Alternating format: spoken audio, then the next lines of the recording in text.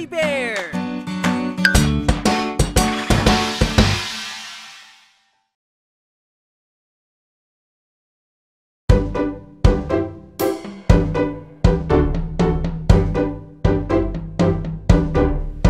Salamin, salamin, salamin, ano ba ang kayang gawin?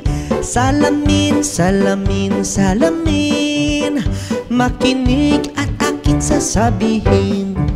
Ang salamin ay reflective surface kung saan nagbabalik ng liwanag at gumagawa ng replikasyon sa tuwing tayo'y nakaharap dito.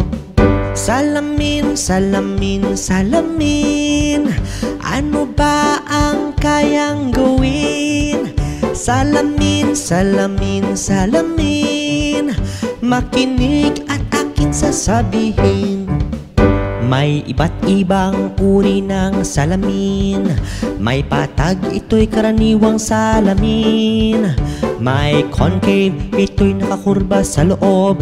At convex, ito'y nakakurba sa labas. Salamin, salamin, salamin, ano ba ang kayang gawin? Salamin, salamin, salamin, makinig at aking sasabihin. Mga bata, huwag kalimutan i-like ang video, mag-subscribe sa aming channel, at pindutin ang notification bell.